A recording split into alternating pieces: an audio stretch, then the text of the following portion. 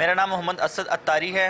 बाबा जान की बारगाह में मेरा सवाल है कि डॉक्टर को एक फ़ीस कितनी रखनी चाहिए कि यानी वो एक गरीब बंदा और अमीर के लिए यानी अफोर्डेबल हो। इसके बारे में शरई रहनुमाई फरमा दें। अब फीस की कोई कैद तो पड़ा नहीं है। जैसा डॉक्टर, बाद डॉक्टर सस्ते होते हैं, बाद डॉक्टर महंगे होते हैं, फिर जैसा इलाका, क्योंकि बाज़ जगह क्लिनिक अपने घर में ये खोल लेते होंगे, बाज़ जगह मकान की कीमत से ज़्यादा देना पड़ता होगा। तो फिर डॉक्टर की जैसी डिग्रियां, कोई एमबीबीएस है तो उसकी अपनी फीस होगी, कोई फिर आगे बढ़कर पता नहीं क्या क्या डिग्रियां, कोई अमेरिका से और कहाँ से डिग्रियां उठा के ले आते हैं, तो सारा वसूल तो करते हैं ना इंसानियत की खिदमत के नाम पर। तो ये अपने इनको कोई, ये तो यहाँ तो सीधी बात है कि अपने दिल में रहम हो डॉक्टर के और हमदर्दाना जज्बा हो। बाज़ डॉक्टर देखें कि वो बाज़ औक़ात गरीब से कुछ भी नहीं लेते, हाँ मुफ्त में उसको देख लेते हैं, ऐसे होते हैं, मगर ज़रा ऐसों की तादाद कितनी।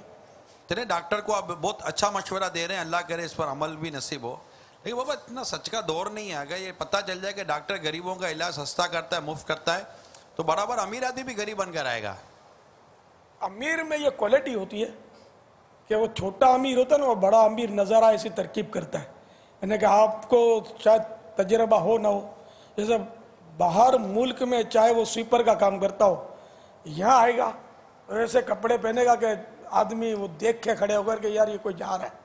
फिर आप इसके साथ अगर होटल में जाएंगे ना तो पैसे देने के लिए बड़े एक्शन के साथ आगे बढ़ेगा, और वो बड़ा नोट और नया नोट वो निकाल के काउंटर पर रखेगा, तो यूं उस पर भी इंप्रेशन डालेगा, आपको भी खरीद लेगा। समझते क्या हो मुझे?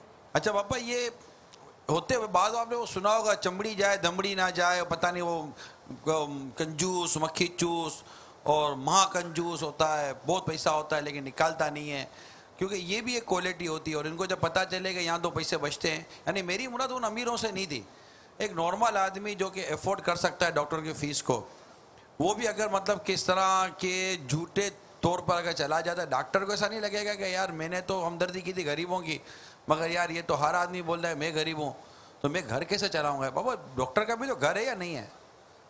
घर है, उसकी फैमिली है, उसको भी घर चलाना होगा। उसने भी प्राइवेट क्लिनिक खोला है, वेलफेयर इदारा तो है नहीं कि सबका मतलब कि वो गरीबों का इलाज करेगा।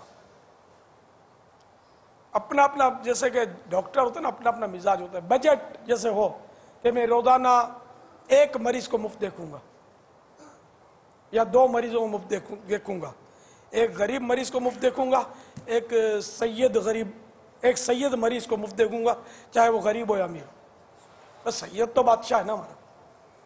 तो यूं अगर कोई जैसे डॉक्टर की, या महीने में इतने सैयदों को मुफ्त देखूंगा और इतने गरीबों को मुफ्त देखूंगा, तो ये डॉक्टर के लिए मुमकिन होता है। इनके पास जो बड़े डॉक्टर होते हैं, पैसे रखने की जगह नहीं होती होगी, ये फिर कारोबार में इन्वेस्टमेंट करते हैं, खुश होते रहते हैं, खुश होते रहते हैं, खुश होते रहते हैं, खुश होते रहते हैं। क्या होता है, सेठ जी को फिक्र थी, डॉक्टर को फिक्र थी, एक एक के 10-10 कीजिए, मौत आ पहुंची कि डॉक्टर साहब जान वापस कीजिए। डॉक्टर साहब वो पैसे गिनते गिनते गिनते दुनिया से तशरीफ ले जाते। तो डॉक्टर एक तादाद है जो बहुत बड़ी पार्टी होते हैं, और बाज़ डॉक्टरों की सिर्फ 2-3-4 मिनट देखते हैं एक मरीज को, 1000 रुपये खाली देखने की फीस होती है। महीने महीने, 15-15 दिन, 2-2 महीने तक बारी नहीं आती मरीज की, यानी इतना लंबी तारीख देते हैं। अब खुदा जाने उनके पास टाइम होता है नहीं होता है, या मरीज पर या लोगों पर इंप्रेशन डालने के लिए कि मैं बहुत मसरूफ आदमी हूँ, इतने मेरे पास मरीज आते हैं, तो इससे भी आदमी का इमेज बनता है। तो सब होता होगा, मतलब मिक्स मामला, खुदा बेहतर जाने। हम किसी फर्द को हदफ नहीं बना सकते इसमें, लेकिन दुनिया में आपको पता है सब कुछ होता है आजकल। हदीस पाक में कि 2 भूखे भेड़िए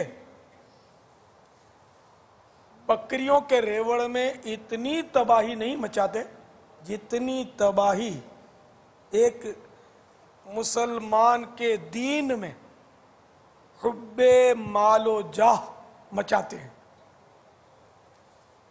न माल की मोहब्बत और जाह यानी इज्जत की मोहब्बत, ये दीन में, मुसलमान के दीन में तबाही मचाते हैं और बहुत ज़्यादा तबाही मचाते हैं। उन भूखे भेड़िया जो बकरियों के ये जो इसकी ग़िज़ा है, इसमें इतनी तबाही नहीं मचाते। ये मिसाल दी गई। तो अब इसमें मालो जाह में कौन सी ज़्यादा ख़तरनाक है मोहब्बत?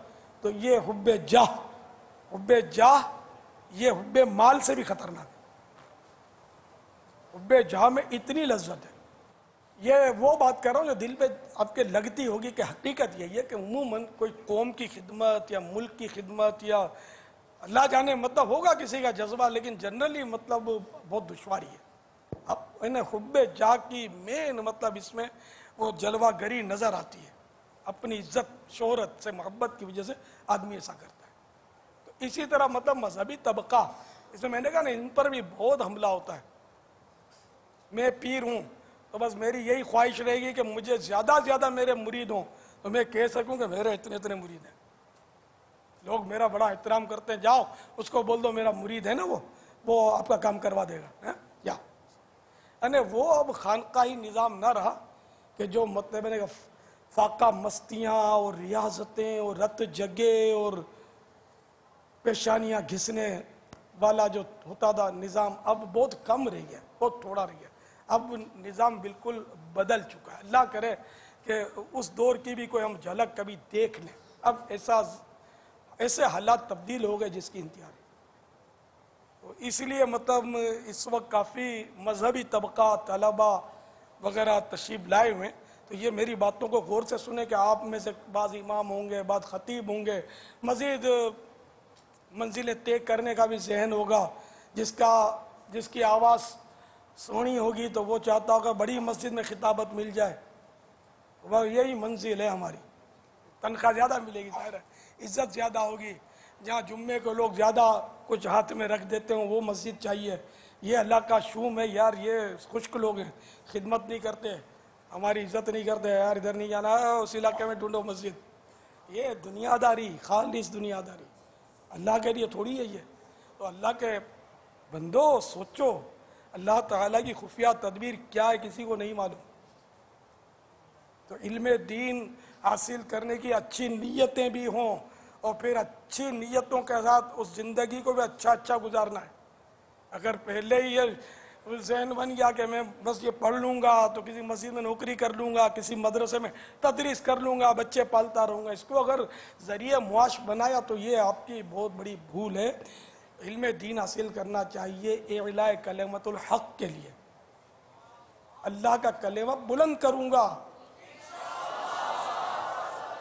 इस्लाम को बातिल की आमेजिश से पाक करूँगा और मुसलमानों को इस्लाम का सच्चा रास्ता दिखाऊंगा। इस तरह की अच्छी अच्छी नीयतें होनी चाहिए, न कि मतलब अब इमामत तो ठीक है, अच्छा काम है, हाल है तो करे, इसमें कोई शक नहीं, लेकिन इसके लिए ये नीयत करना कि मैं मतलब अच्छी तनख्वाह मिल जाएगी, अच्छी मस्जिद होगी, थोड़ा खिदमत होगी तो दस्त बोसियाँ कदम बोसियाँ होती रहें और इज्जत शोहरत वाह वाह मौलाना आ रहे हैं हजरत, सिगरेट छुपा ली और सर पे रुमाल ओढ़ लिया और ये इज्जतें करवाने के लिए नहीं मेरे भाई, बहुत बड़ी भूल का, शैतान का खिलौना बने हुए आप।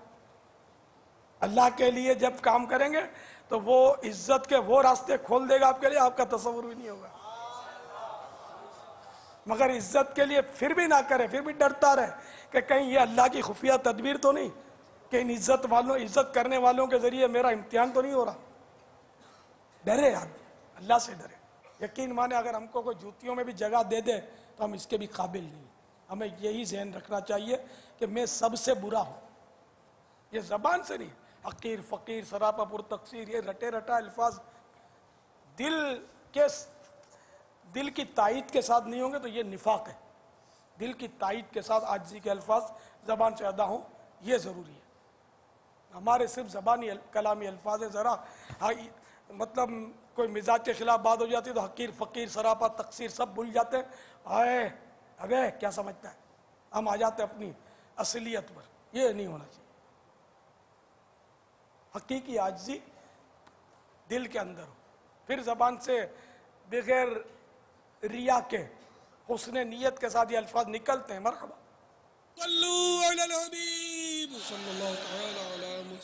मुझे अपनी और सारी दुनिया के लोगों की इस्लाह की कोशिश करनी है।